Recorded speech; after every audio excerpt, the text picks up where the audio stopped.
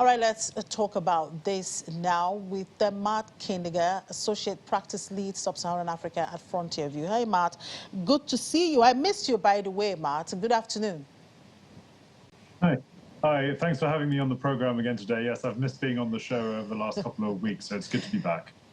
Good to see you. Well, what does the second quarter data tell us about how Tanzania's economy is performing?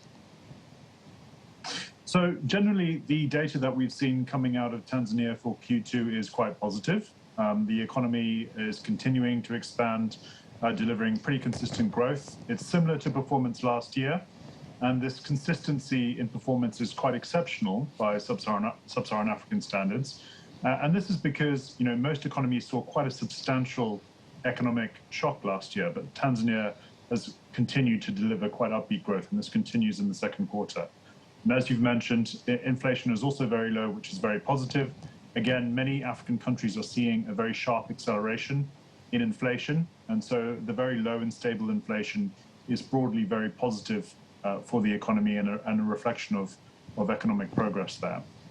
In particular, we saw very strong performance coming out of sectors like ICT and hospitality, but there were a couple of sectors that didn't perform well, including agriculture and construction. So those are a couple of sectors worth looking at and monitoring, and it does suggest that there is some hesitancy amongst some investors in those sectors. But overall, the economic data was relatively positive that came out. So how does the IMF recent funding affect the outlook for Tanzania's public finances? Yeah, so this is quite a significant development, quite a positive development. I can't state enough how significant it is in terms of what it represents for Tanzania's standing internationally. It represents quite a significant shift to how Tanzania was engaging with international institutions, just 6 months to a year ago. So this reflects the change in Tanzania's standing globally under the new president.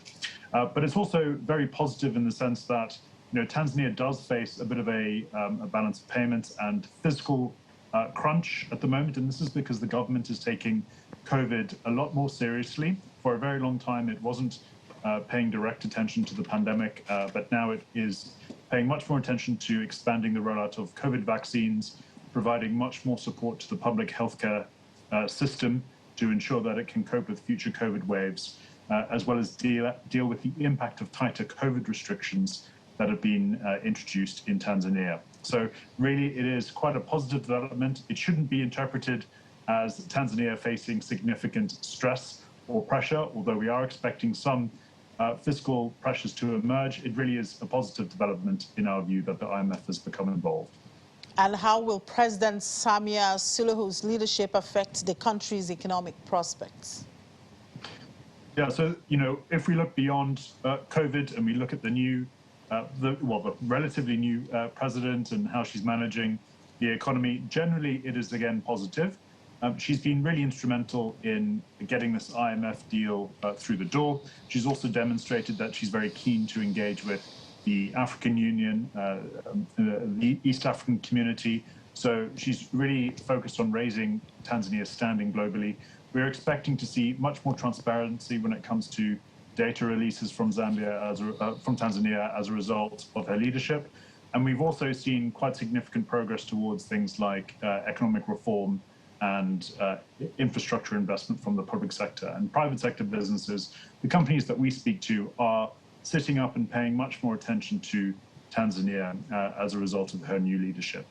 However, there are some risks. So she is taking COVID more seriously. We are expecting tighter COVID restrictions. There have already been new tighter COVID restrictions over the last couple of months, so this could affect some sectors such as hospitality and accommodation. But overall, we are generally quite optimistic that the economy should grow by about 5 to 6% next year after a moderate slowdown in 2021. So certainly 2022 is looking a bit more upbeat for Tanzania. Thank you very much, Matt. Always a delight speaking to you on the show. Enjoy the rest of the day. Thanks again. Thanks.